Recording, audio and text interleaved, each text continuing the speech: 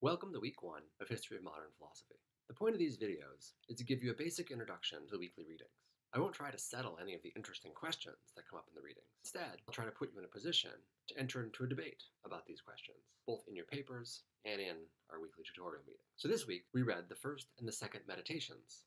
Descartes announces his goal in the Meditations as a whole in the first couple sentences of the first meditation. He writes, "Some years ago, I was struck by the large number of falsehoods that I accepted as true in my childhood, and by the highly doubtful nature of the whole edifice that I had subsequently based on them. I realized that it was necessary, once in the course of my life, to demolish everything completely and start again right from the foundations, if I wanted to establish anything at all in the sciences that was stable and likely to last." Now, the role of the first meditation is to demolish all of our former beliefs, and the role of the second meditation is to discover the firm foundation on which to base the edifice of our scientific knowledge. Together, Meditations 1 and 2 attempt to discredit all of our beliefs that are based on sense experience and introduce the pure intellect as the true source of our scientific knowledge. The way Meditation 1 aims to demolish all of our beliefs based on the senses isn't simply to point out our fallibility. So Descartes' argument won't simply be, because we've been wrong in the past, we could be wrong about everything now,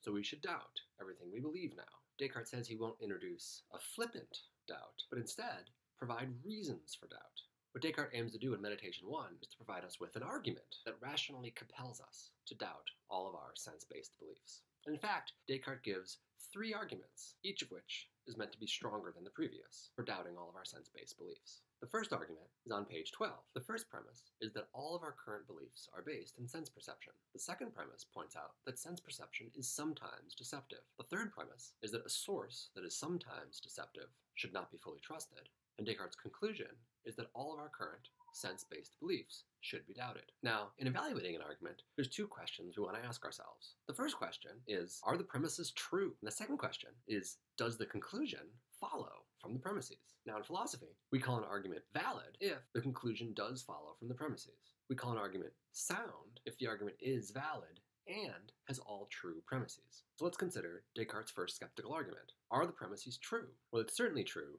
that sense perception is sometimes deceptive. But I think it's also true that a source that is sometimes deceptive should not be fully trusted. Is it true that all of our current beliefs are based in sense perception? I'm not sure if that's right, but I think that's something that Descartes wants to call our attention to. Descartes wants us to consider whether all of our beliefs are based in sense perception, and whether there are any other sources of beliefs besides sense perception. But as for argument 1, Descartes himself points out that the argument's invalid. Even though sense perception is sometimes deceptive, the contexts in which sense perception is deceptive are contexts in which sense perception is being used improperly. If I use sense perception with respect to objects that are very small or in the distance, then sense perception deceives me about the size or shape or dimension of these objects. But Descartes suggests that there may be contexts in which sense perception can properly be used. And in those contexts, sense perception may be a reliable source of beliefs. Hence, it doesn't follow from the fact that sense perception is sometimes deceptive that all our sense-based beliefs should be doubted.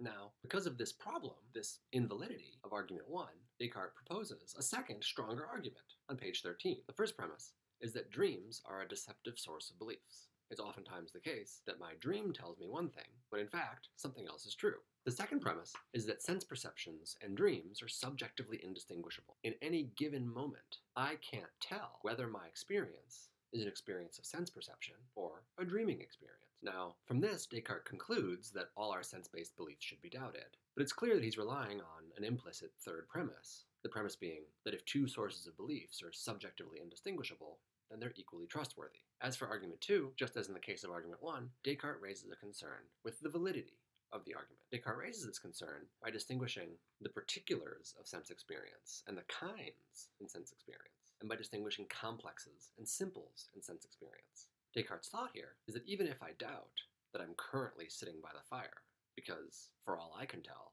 I may be asleep in bed dreaming that I'm sitting by the fire, nonetheless, I wouldn't be in a position even to dream that I'm here sitting by the fire unless I'd had some previous experiences of fire or of my own body, or of sitting. This is the distinction Descartes wants to draw between particulars and kinds. So the thought is, the subjective indistinguishability of sense perceptions and dreams should convince us to doubt all of the particulars of our current sense-based beliefs. but it shouldn't bring us to doubt the kinds of our sense-based beliefs.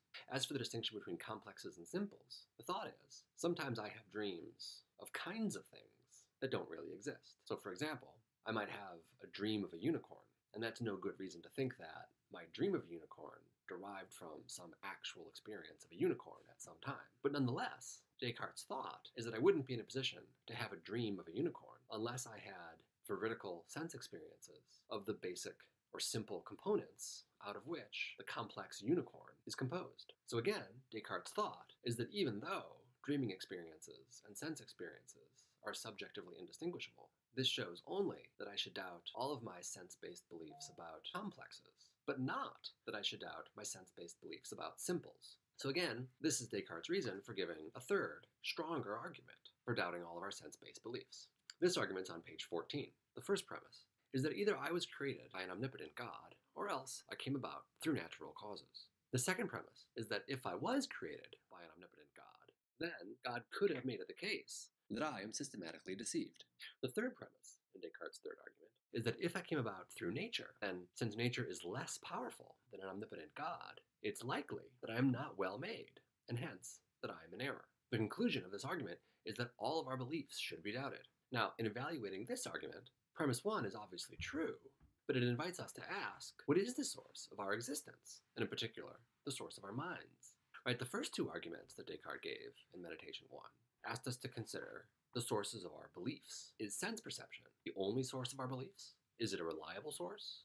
In what contexts or under what conditions might it be a reliable source? The third argument turns from sources of our particular beliefs to sources of our cognitive faculty in general. The thought being that if the sources of our particular beliefs are unreliable, those beliefs should be doubted. But moreover, if the source of our minds in general is somehow unreliable, then our minds in general should be doubted, and hence, all our beliefs should be doubted. Now, the thought behind premise 2 is that if I were created by an omnipotent God, then God could have made my mind in such a corrupt way that it's always in error. Descartes himself challenges this premise. I think it's clear that Descartes doesn't want to decide this issue here. He's leaving it open whether or not we were created by God, and he's leaving it open whether or not God could be a deceiver. But what Descartes is forcing us to consider is whether God made us, and if so, what the nature of God is.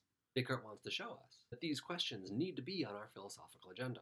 Now, the thought behind Descartes' third premise is that if our minds weren't created by an all-powerful God, but some natural source, then there's no reason to think that our minds are particularly well made, or that our mental operations aim at the truth. Now, I don't think premise 3 is obviously true, but to decide whether or not premise 3 is true, we need to know more about nature. We need to know whether beings that come about through nature are well made, and in particular, if they're made in such a way that their minds track the truth. So again, I think what Descartes is trying to do with this argument is set our philosophical agendas. We need to figure out where our minds came from and what the nature of that source of our existence is. Now, stepping back from these three arguments, the real takeaway from Meditation 1 is a test or a criterion for certainty and belief. The criterion is the supposition that there's an omnipotent yet malicious deceiver who has created our minds and the rest of the world. Descartes' thought is if there's any belief that it doesn't make sense to doubt, even on this supposition, then we have a right to certainty in this belief. Now, what Descartes aims to do in Meditation 2 is to show us that there are some beliefs that we have a right to be certain of, precisely because it wouldn't make sense to doubt these beliefs, even on the assumption that our minds were created by an omnipotent, malicious deceiver. Descartes writes, I have convinced myself that there is absolutely nothing in the world, no sky, no earth, no minds, no bodies. Does it now follow that I too do not exist? No, if I convinced myself of something, then certainly I existed.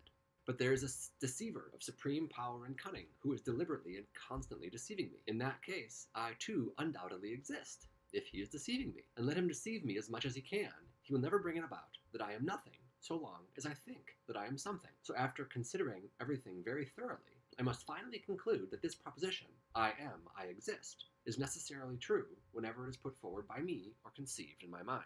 What's the argument in this passage? Now, it might seem as if Descartes' argument has two premises. The first premise being, I think, the second premise being, if I think, then I must exist, and the conclusion being, I exist. This is precisely how the philosopher Gassendi interprets Descartes' argument. And in his response to Gassendi, on page 68, Descartes denies that this is the sort of argument he's making. Descartes explains, when someone says, I am thinking, therefore I am, or I exist, he does not deduce existence from thought by means of a syllogism, but recognizes it as something self-evident by a simple intuition of the mind. So here Descartes draws a key contrast between a syllogism on the one hand and what he calls a simple intuition of the mind on the other hand. All right, so what's the difference? What is the contrast Descartes trying to draw here? Well, in a syllogism, the premises are meant to be true, and the truth of the conclusion is meant to follow from the truth of the premises.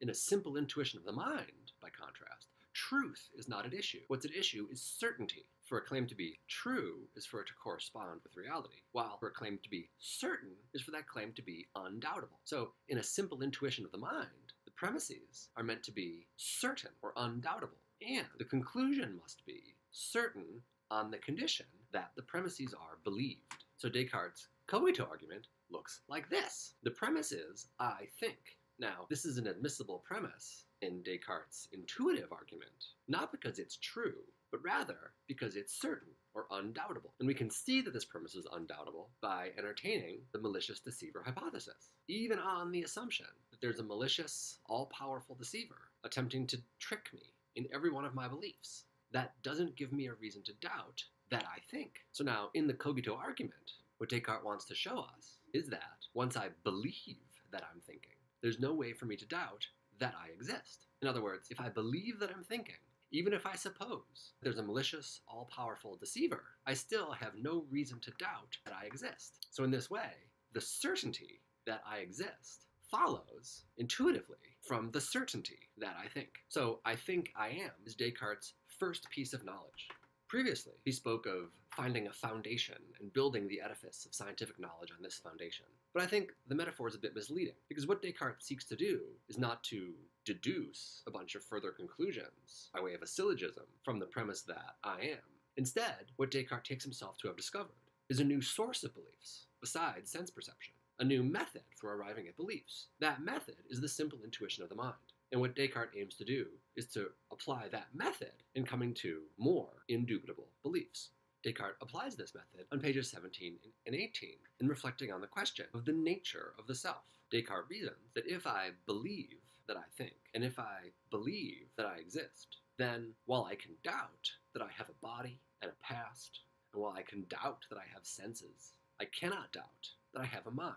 Or in other words, I cannot doubt that I'm a thinker. Now, this second piece of knowledge, arrived at through an intuitive argument, is interestingly different from the first. For the first piece of knowledge, that I exist, was knowledge of a contingent fact, while the knowledge that I am a thinker is the knowledge of a necessary fact. Right, so the thought is, that I exist is contingent, in the sense that I might not have existed. But the conclusion of the second intuitive argument, that's a fact about my nature, or my essence. So while I might not have existed, it's essential to who I am that I be a thinker. So the skeptical arguments of Meditation 1 were meant to show that sense experience never furnishes us with certain beliefs. Descartes' first cogito argument, the argument, I think, therefore I am, that argument shows us that our intellectual intuition is able to furnish us with certainty. Descartes' second cogito argument, the argument, I think I am, therefore I am a thinker, this argument furnishes us with not only certainty of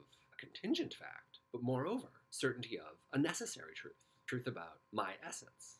And Descartes thinks that the senses, even if they were reliable, don't even purport to inform us of the essences of things. The senses only tell us contingent truths, or accidental truths about things. To convince us of this second shortcoming of the senses, Descartes introduces a second sort of skeptical argument.